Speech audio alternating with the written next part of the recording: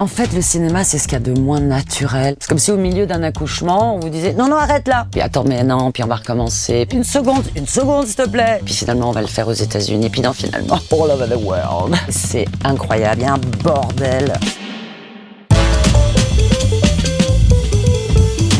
Qu'est-ce que vous avez tous à me faire chier aujourd'hui, là? Bonjour Sophie Marceau. Bonjour. Qu'est-ce que ça vous fait là de vous retrouver dans un vidéoclub J'aime bien, je me sens assez familière avec tous ces DVD, même si on n'en a plus trop. Enfin, moi, j'en ai pas mal encore chez moi. J'aime pas le bordel. Il y en a un peu, mais ça regorge de tellement de choses et je sais que dans tout ça, il y a tellement de merveilles qui nous ont appris la vie un peu, quoi. Enfin voilà, non, je me sens assez, dans mon élément, quoi. Je voulais commencer par J'ai mis la gifle de Claude Pinoteau, parce que Claude Pinoteau, c'est celui qui vous a révélé avec La Boum et La Boum 2. Dreams are my reality, the only kind of real fantasy. Comment c'était pour vous de commencer si jeune avec ce film générationnel qui a tellement marqué? C'était, comment dire, je sais pas si on réalisait vraiment, quoi. Enfin, on était entre nous, on était une bande de gamins, on venait travailler, c'était très bonne ambiance, il y avait rien de bizarre voilà, c'était vraiment du travail et, enfin, je me sentais bien, quoi. Un peu comme chez vous. Je sais pas pourquoi, parce que j'étais pas particulièrement familière avec le cinéma, mais voilà, il y avait une vraisemblance, il y avait quelque chose dans lequel on était familiers, nous tous, on se sentait bien dans nos baskets, quoi. Donc, c'était plutôt une première expérience aux petits oignons, quoi. C'était parfait. C'est bien que tu sois là. Dans tes bras, comme ça, toute la nuit, c'est exactement ce que je... Enfin, ça valait le détour. Je veux dire, le voyage. C'est un film qui a été touché par un doigt de Dieu, je sais pas, parce que effectivement, il a réussi à toucher non pas qu'une seule génération, mais plusieurs. Chacun s'identifie. Ceux qui étaient les ados sont devenus les parents aujourd'hui, et ils ont beaucoup d'émotions par rapport à ce film. Et donc, ils se repassent le relais, quoi, de génération en génération. Et c'est incroyable quand un film arrive à toucher ça, quoi. Et c'est Claude Pinoteau aussi qui vous a suggéré d'avoir un nom de scène. Ouais.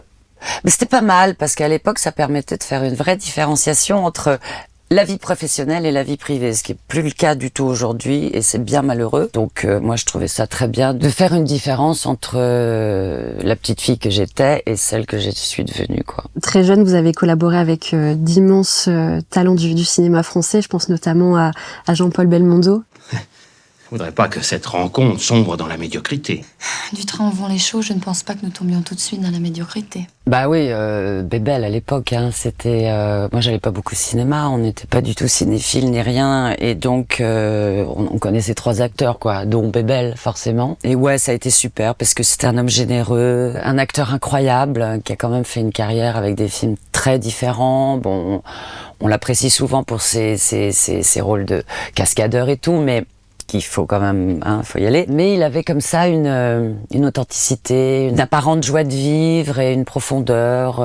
C'était quelqu'un de très sensible, très instinctif. Et donc moi, ça me mettait très à l'aise forcément, parce que voilà, il y avait pas de jeu entre nous. Voilà, ça fait partie des rencontres bénéfiques et puis voilà, chaleureuses et humaines. Est-ce que ça vous a inspiré aussi? Parce que est-ce que vous aviez peur d'être enfermé dans le personnage de Vic, même si c'est un personnage qui vous a beaucoup apporté? Oui et non. C'est-à-dire, vous savez, moi, avec le recul, on analyse tout ça. Moi, à l'époque, j'étais là-dedans, je surnageais. Je suis plutôt quelqu'un de curieux, qui aime pas trop la répétition. Donc, pour moi, l'idée de refaire toujours le même film, c'était même pas envisageable. Je n'en pesais aucune... comment dire, c'était ni stratégique, ni... voilà, ça j'ai vu, je veux aller... Enfin, c'est pas de la lassitude, mais... ce métier, vous êtes toujours demandé à faire des choses différentes. C'est ça qui est intéressant, justement. Moi, ça me paraissait tout à fait normal de passer à autre chose, quoi. Et vous êtes passé à autre chose après. J'ai mis Possession, notamment parce que vous avez tourné après L'amour braque. Ouais. Vous voulez pas continuer à choisir pour moi? La classe, hein? Elle a même pas perdu l'appétit. Comment c'était cette expérience Il est où, Possession? Il est juste il est devant là, vous, mais c'est oui. pas du tout la même affiche. Hein. Ouais. Parce que moi, j'avais été voir Possession, j'avais DVD, enfin cassette à l'époque, c'était quand on appelait ça un vidéo store. Je regardais tout ça, je connaissais rien, mais rien. Et j'ai vu une tête de gorgone, vous savez, comme ça, j'ai trouvé ça trop beau. J'ai pris ça. J'avais 12 ans, hein. J'ai regardé Possession, j'ai fait waouh.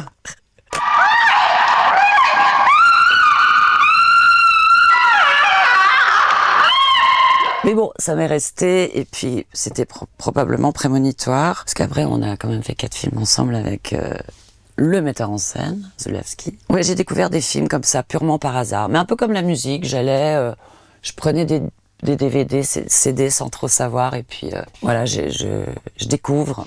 You are not different from anyone else. We are all the same. Parmi les cinéastes avec qui vous avez beaucoup collaboré aussi, il y a Lisa Azuelos, avec qui vous avez notamment tourné LOL et puis plus récemment LOL 2.0.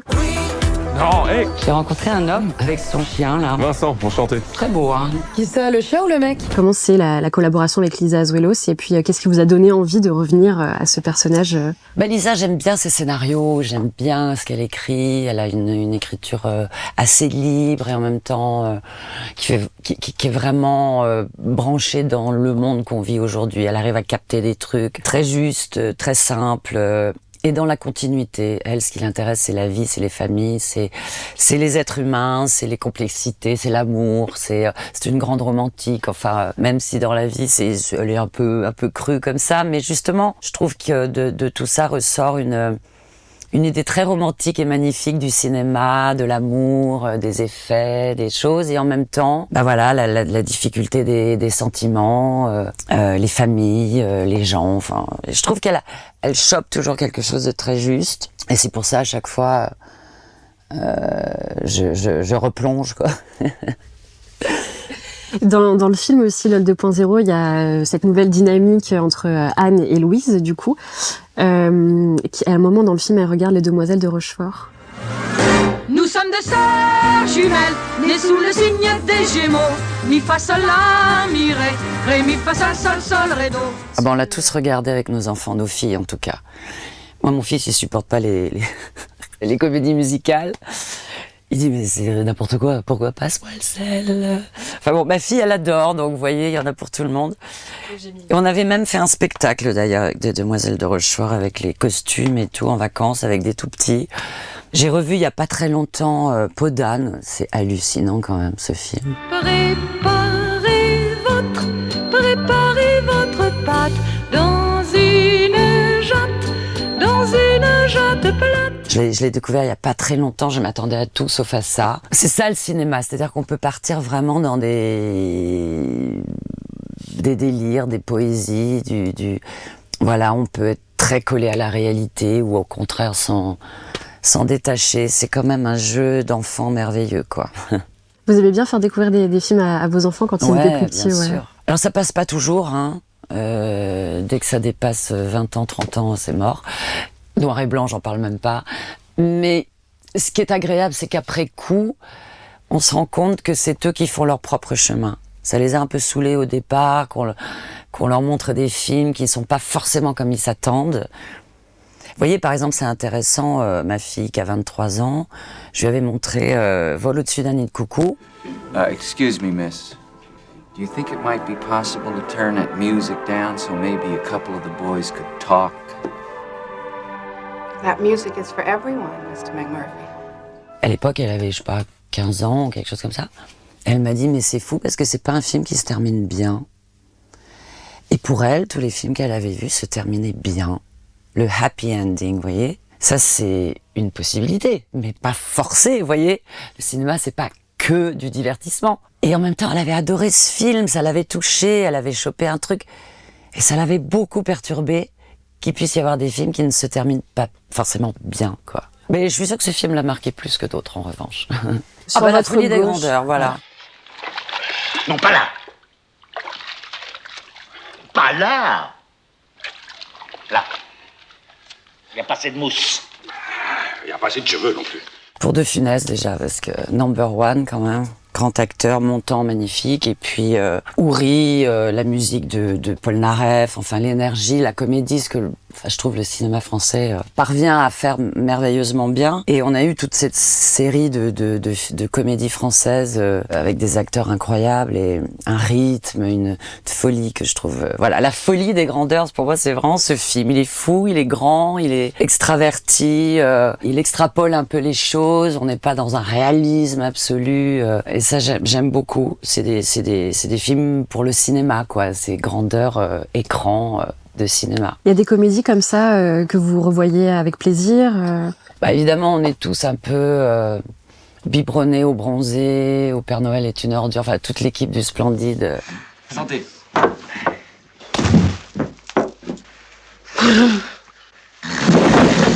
Formidable, et en plus ils ont chacun après fait des carrières solo vraiment bien.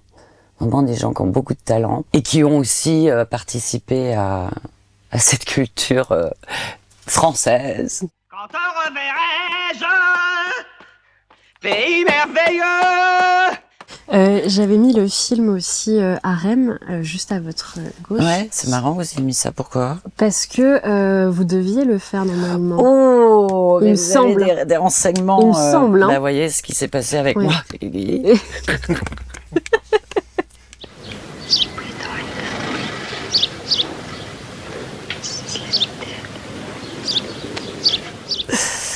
Ouais, alors ça c'est les histoires de galères de cinéma, parce qu'on les raconte pas celles-là, mais c'est des trucs tout le temps.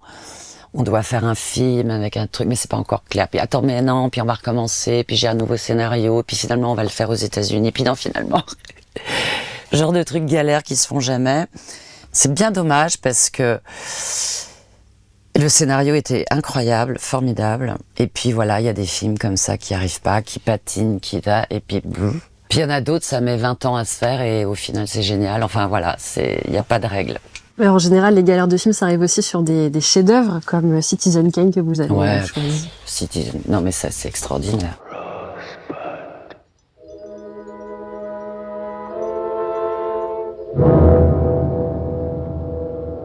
La beauté de ce film, la folie, la grandeur, enfin c'est un peu cliché de dire ça, mais enfin, je veux dire, je mets au défi qui que ce soit de faire un film comme ça aujourd'hui, quoi.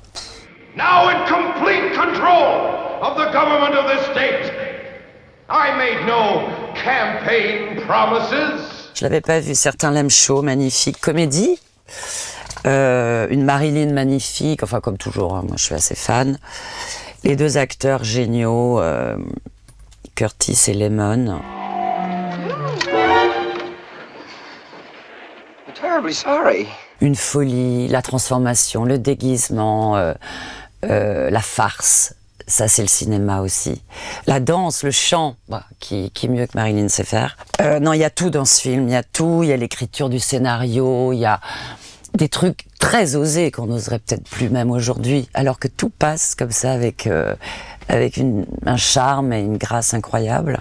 I wanna be loved by you, but diddly diddly diddly dum, boop boopy doop. J'ai mis aussi Dipan de Jacques Audiard parce que c'est le film qui a eu la Palme d'Or quand vous étiez membre du jury au Festival de Cannes. Et je voulais savoir comment c'était l'expérience d'être membre du jury du Festival de Cannes. C'était très sympa. Moi, j'ai adoré être à Cannes pour ça. Parce que enfin j'avais l'impression de faire mon travail. Là, j'avais une mission tous les jours de voir 2 films. Et c'est formidable, quoi, d'avoir ce luxe-là, de se dire on vous laisse, vous avez vos places réservées, vous y allez à l'heure que vous voulez. C'est assez... Parce que pour moi, le cinéma, ça reste quand même... je vais pas aller l'après-midi au cinéma, vous voyez, c'est un peu bizarre. Ça reste quand même quelque chose d'événementiel. Je vais au cinéma. Alors que c'est mon métier. Bon, après, on peut regarder les choses chez soi, mais ça fait... Et là, en fait, j'étais là pour ça. Et j'ai adoré ça. Et puis, tous mes collègues cinéastes, acteurs et autres faisaient la même chose. Et puis, évidemment, on se retrouvait pour... Et alors là, c'est là que ça se corse, parce que moi, j'ai pas vraiment su défendre mes idées. Ils avaient l'air tellement passionnés, tellement... J'étais un peu plus réservée et du coup, et puis aussi, personne, alors ça c'est assez drôle, personne dans ce jury n'était d'accord avec personne jamais. C'est-à-dire que si on avait fait chacun la liste de nos films préférés par ordre, pas un n'avait le même. Mais c'était très bon enfant, très sympathique, mais on n'était pas sur les mêmes trucs, quoi. Alors au final, on s'est quand même mis d'accord, mais c'était super, ils étaient tous formidables. Franchement, on s'est bien marré. Je me suis permis de mettre Icon of French Cinema de Judith Godrèche. Parce que vous l'avez fait tourner dans votre premier long métrage de fiction. Ouais, elle m'a suivi tout de suite. Fais attention à toi et amuse-toi. Fais attention à toi. Et amuse-toi aussi un peu. Elle a fait beaucoup de choses et je pense que c'est très bien ce qu'elle a fait. Il y avait besoin d'un petit coup de poing et personne s'y attendait. Et la connaissant un peu, sa pugnacité, je sais qu'elle allait aller au bout du truc et c'est vachement bien, voilà. Vous disiez qu'elle avait sûrement été conquise par le scénario de votre premier long métrage. En fait, moi je lui ai proposé mon court métrage. On s'est rencontrés dans un café, je lui ai dit écoutez, il y a 2 pages à lire. Je vais pas attendre 8 mois que vous me donniez une réponse, c'est un court métrage, je peux même pas vous payer, donc c'est comme ça. Et je lui ai laissé, je lui ai dit je vais faire un tour et je reviens. Je suis revenue, elle m'a dit ok c'est bon on y va. Et ben ça, elle m'a fait confiance. Vous voyez ce que je veux dire? Elle a pas posé de questions, elle aurait pu, j'aurais essayé de lui répondre, mais elle y est allée franco, banco et voilà, et ça c'était super. Et quand il a été question de faire mon premier film, elle a joué le jeu et avec Niels, c'était un peu improbable. Elle m'a dit, mais pourquoi tu tournes avec 2 personnes très compliquées quand même? Mais bon, peut-être j'aime bien les gens compliqués parce que de toute façon, au résultat, ils étaient comme j'avais souhaité, donc c'était super. Je crois que je pourrais plus t'aimer après tout ça. Trop d'humiliation, manque de respect. Je croyais que tu détestais ce mot. Non, c'est toi que je déteste. Allez, alors, Tootsie, yes, magnifique. Forcément, pardon, hein, ça va être un peu prétentieux, mais évidemment, je m'incarne et je me mets à la place de Julia Roberts, hein, forcément. I'm so sorry. Ce film, c'est une merveille à tout point de vue, quoi. Il est réussi dans l'écriture et l'interprétation et tout. Là.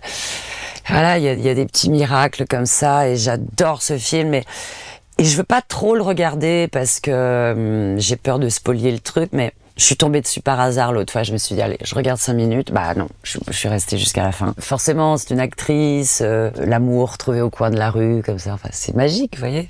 Il y a toute la partie du junket aussi qui est assez hilarante et qui fait vraiment partie du métier de cinéma du coup. Any horses in that one? Or hounds for that matter. Our readers are equally intrigued by both species. It takes place on a submarine.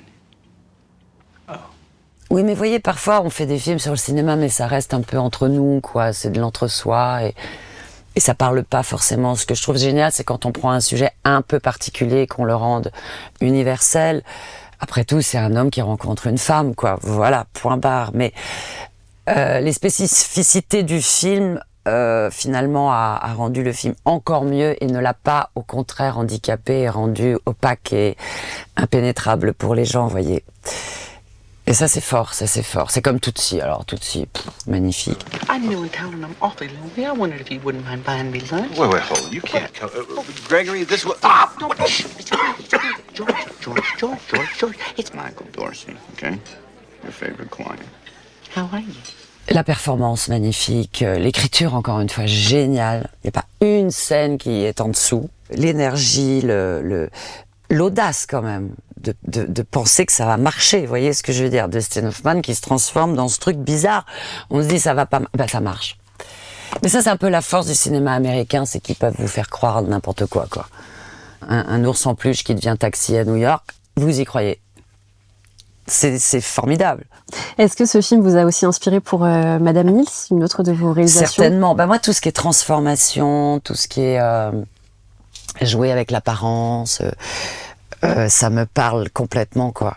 J'adore ça. Oh, vos fenêtres donnent sur la Défense, c'est so romantique. Quand on subit une transformation, quand on est plus soi-même, enfin, il se passe tellement de choses. Donc évidemment, ouais, moi tout ça, ça me parle beaucoup. Et c'est des choses que vous aimez faire aussi dans votre carrière, de vous surpasser physiquement, dans la physicalité, dans vos rôles. Bah ouais, le plus possible. Enfin, c'est ça qui est amusant quand on est acteur, c'est de se déguiser, j'allais dire de se laisser pousser la barbe, non. Mais par exemple, vous voyez, de mettre une bosse ou on n'ose pas assez, je trouve, parce que c'est ça, de toute façon, même si on a l'air de soi, c'est pas soi. On joue un personnage, de toute façon, c'est une transformation. Parmi les films que vous avez mis dans la liste, moi, un film que j'aime beaucoup, que j'adore, c'est Victoria. Ah, c'est l'allemand. Oui. Incroyable, oui. Ce film.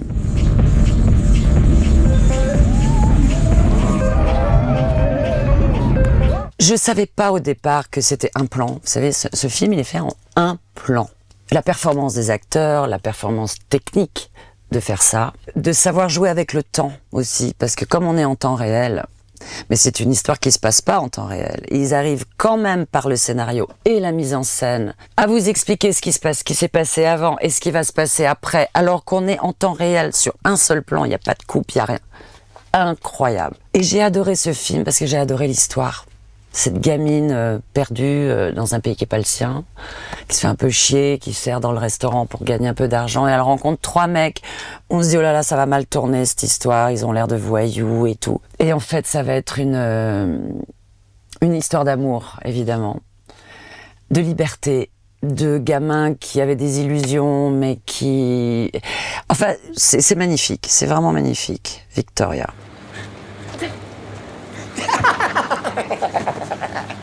Et puis, oui, vous avez raison, l'aspect technique aussi, filmé en un seul plan séquence, c'est génial pour les acteurs, vous vous rendez compte, c'est épuisant, hein, parce que son film, il fait 2h20, mais c'est une représentation théâtrale, en fait, de 2h20, et vous devez courir, et vous devez vous rappeler que c'est là que vous tournez, et pas là, et que vous dites votre réplique à ce moment-là, et puis l'autre, il doit arriver en même temps, et tout. Mais vous êtes dans l'action, là, vous êtes, c'est un peu toujours les frustrations des acteurs, c'est le temps qu'on a pour jouer sur un plateau. On a toute une journée, et en fait, c'est pour des moments très courts, quoi. Donc on est préparé pour courir le 100 mètres, et à chaque fois, vous faites 2 mètres. Et encore 2 mètres. C'est fatigant, et puis vous n'avez pas cet élan, quoi, vous voyez, à moins d'avoir des longs plans séquences. Là, c'en est un de 2h30, quoi. Bon, là, il n'y a pas vraiment de plan séquence non plus, et pas d'élan, comme vous dites, c'est sur des gros blockbusters comme les James Bond, notamment. Vous avez fait partie des actrices françaises qui ont joué dans des James Bond, et vous avez joué une méchante. Une grande méchante. La vilaine. Je suis la vilaine. J'aime bien. Mister Bond. James Bond. Electra non, c'était super. Et puis le metteur, c'est un mec que j'aime beaucoup, qui est mort depuis, Michael Apted. C'était assez osé, d'ailleurs, j'ai trouvé, de lui demander de faire un James Bond, parce que c'est un mec plutôt, un metteur en scène plutôt, pas franchement dans l'action, quoi. Il est très près des gens, de la psychologie. Il a fait il a fait par exemple une série sur 50 ans. Ça commence à 7 ans. C'est des petits enfants de milieux complètement différents en Angleterre. Et tous les 7 ans, il les filme. Et tous les 7 ans, il voit qui sont devenus ces gens. C'est une expérience de vie, hein. Donc, vous voyez, c'est quelqu'un de très sur la psychologie, sur l'humain. Et je trouvais ça dingue qu'ils aient pris ce mec pour faire un James Bond. Et il est pas mal, franchement, celui-là. Hein. C'est pas le pire. Enfin, on les aime tous, mais non, il est bien, son film. Et je me suis super bien entendue avec lui, puis avec la famille Broccoli qui dirige tout ça d'une main de maître. C'est très familial, malgré l'ampleur que représente un tournage comme ça. C'est monstrueux, hein, c'est militaire. Il y a 4 équipes, il y a 800 personnes, enfin c'est énorme. Et ben malgré tout, enfin ça c'est le cinéma aussi, on reste quand même dans un monde qu'on connaît bien, qui est très délimité, qui est très chaleureux, où les personnages et les caractères ont leur importance, justement parce que le vilain, il doit être dans un truc psychologique. Bond, lui, il est toujours le même. Enfin voilà, c'est très très bien contrôlé, quoi. Ils savent très bien c'est quoi le profil. Mais à la fin, c'est Pépère qui me tue.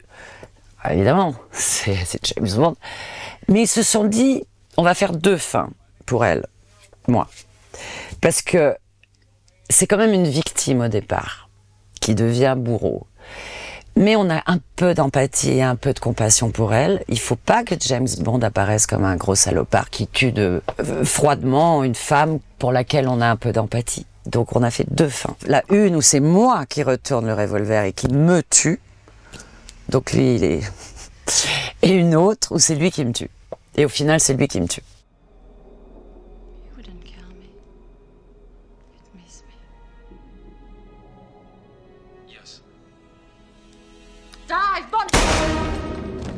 Vous auriez préféré quelle version? Non, mais je préfère. Vous êtes contente de la version Oui, finale. parce que je joue la vilaine quand même. Si c'était moi qui m'étais tuée, je me serais dit je suis pas allée au bout de mon personnage parce que normalement le vilain, on a envie on veut pas des vilains. Parmi les films que vous avez choisis, vous avez mis aussi Gravity à gauche. Ah ouais. I can't see you anymore. Do it now. Houston, I've lost visual, Dr. Stone. Magique parce que justement c'est un huis clos. J'adore les huis clos. Enfin les huis clos dans l'espace. On peut faire des huis clos dans l'espace. Il y a 2 personnages quoi. Et puis il est tellement beau dans sa simplicité ce film parce qu'en fait c'est quoi?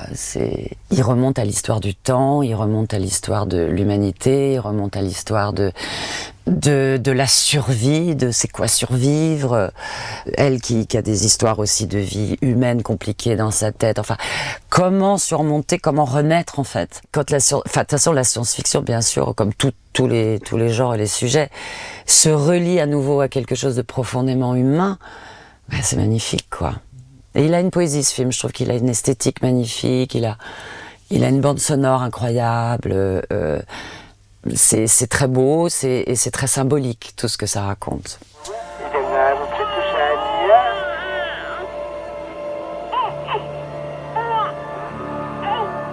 Vous auriez pu tourner dans l'espace comme ça, faire un film dans l'espace comme ça, ou un gros blockbuster de science-fiction Je sais pas. De quoi j'aurais l'air avec un casque? Non mais je déconne pas, il y a des gens qui peuvent pas te faire film d'époque, ils ont pas le profil, ils ont pas la figure, vous voyez? Moi je sais pas, franchement, en cosmonaute, à quoi je ressemblerais, je sais pas. Non mais Alien, j'aurais pu le mettre, Alien.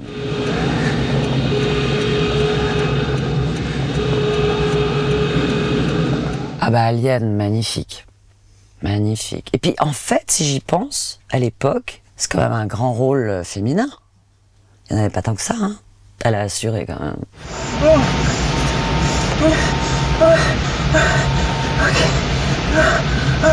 Est-ce que vous aviez des films d'horreur aussi qui vous ont marqué? Est-ce que vous en regardez déjà? Non, pas trop. Non. Alors là, c'est proscrit. Aujourd'hui, je peux même pas regarder Faites rentrer l'accusé ou ce genre de truc. Je n'aime pas. Plus jeune, ouais, j'aime même faire peur un peu comme tout le monde, mais ça n'a jamais été trop ma came. Bah, l'exorcisme, génial. C'est l'exorcisme ou l'exorciste? Oui, c'est l'exorciste. I'm afraid you might hurt yourself, Reagan. I'm not Reagan. I see. Mais je le reverrai pas. Qu'est-ce que j'avais vu qui m'a vraiment fait flipper? Le Blair Witch Project. Alors là, c'est horrible. They're all over the place. Holy shit. Non, j'aime pas les films de... J'ai passé l'âge. On peut continuer parmi les films que vous avez choisis. Théorème, bah ouais.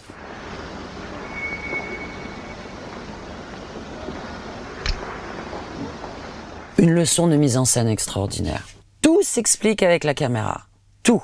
Je comprends ce qui se passe dans la tête du personnage uniquement de la façon dont la caméra arrive ou recule. Ou... Pour moi, c'est une des plus grandes leçons de mise en scène du cinéma. Quand je pense que Visconti pensait que Pasolini n'était pas un bon metteur en scène, j'ai quelques doutes. Ça, j'ai adoré. I command you, enjoy the moment. Now, please. Alors, ce que j'aime bien dans ce film, et ce que je peux ne pas aimer par ailleurs quand ça reste complètement cynique, c'est qu'il parle du cynisme de nos sociétés, des gens, quels qu'ils soient, quel que soit le milieu, quelle que soit la culture. Ils sont tous assez cyniques quand même. Mais lui, le metteur en scène, il l'est pas. Parce qu'il y a eu d'autres films, je trouve, qui ressemblaient un peu à ça, je ne citerai pas. C'est cynique, mais ça reste cynique tout le temps, quoi. Et les gens sont vraiment des pourritures. Et tout est vraiment pourri. Et c'est vraiment de la... Ben non. Non. Moi, j'ai besoin d'avoir un peu d'humanité, quoi, de regard qui me dit, on va peut-être quand même essayer de se conduire un peu. Voilà. Je sais pas. Et ce film, je l'ai adoré pour ça, parce qu'il est vraiment fou. Il y va à fond, il a pas peur de choquer, il y a des scènes de vomi, il y a des scènes... Mais c'est incroyable, il y a un bordel. Ça raconte vraiment quelque chose, quoi. Il est lent à raconter son truc, il le creuse, il y va, et puis il va jusqu'au bout, et il vous emmène jusqu'au bout. Et j'ai trouvé que c'était un film très moderne, très intéressant. Ouais. Je pouvais pas ne pas parler de Bergman.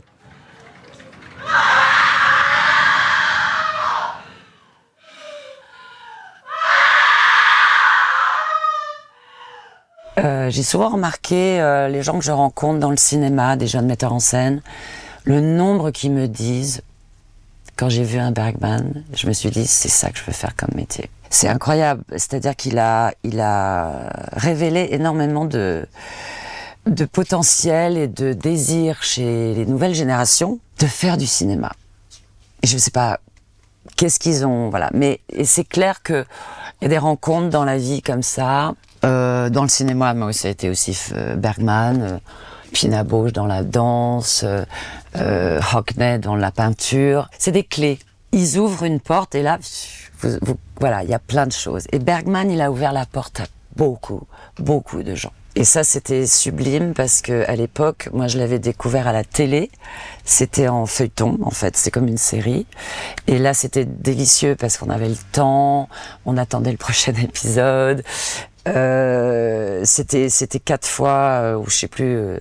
C'était super, quoi. Et vous avez joué Bergman au théâtre. Et j'ai joué Bergman au théâtre, dans un monologue un peu moins joyeux, mais dont il avait, paraît-il, le projet de faire un film. Et il avait le projet d'en faire un seul plan. Alors, il décrivait pas quel plan, mais c'était son projet. Avec ce scénario qui, finalement, bon, il est parti, là, il l'a pas fait, mais voilà. Comment vous voyez la différence entre le théâtre et le cinéma? Parce que du coup, vous touchez un peu à tout, vous êtes aussi réalisatrice. Quelle casquette, quel plateau vous plaît peut-être? En fait, le cinéma, c'est ce qu'il y a de moins naturel et de moins normal dans tout ça. Et pourtant, ça doit apparaître tout à fait fluide et ça doit couler comme de l'eau de source. Mais c'est quand même totalement artificiel, le cinéma. Vous tournez tout à l'envers, vous faites rien dans le bon sens. Il pleut alors qu'il devrait faire beau. Il y a que des emmerdes. Le son, il est jamais content parce qu'il y a des alarmes, des trucs. Alors on est en studio, mais tout le monde s'endort.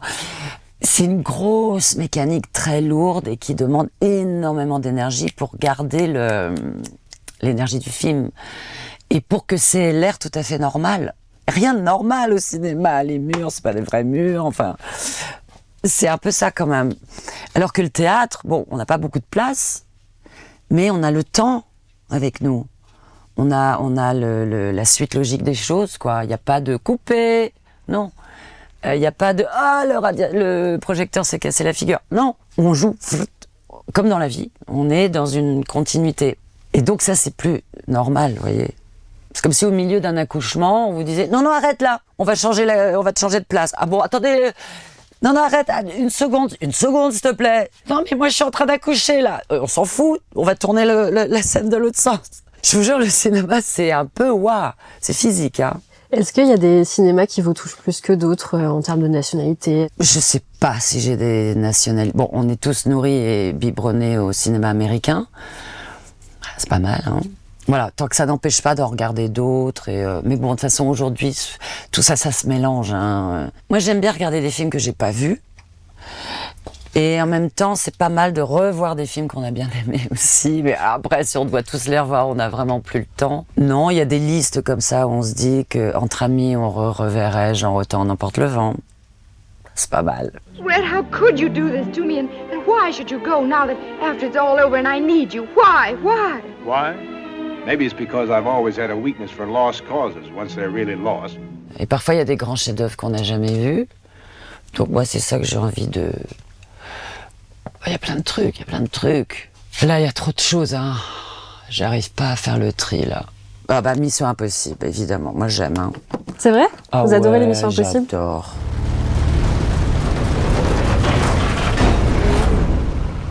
Moi, j'aime bien les gros trucs comme ça. Pas mal du tout. Pas mal, ils sont bien. Est-ce que quelqu'un peut lui passer une partition? Non, mais elle en veut pas, elle en veut pas.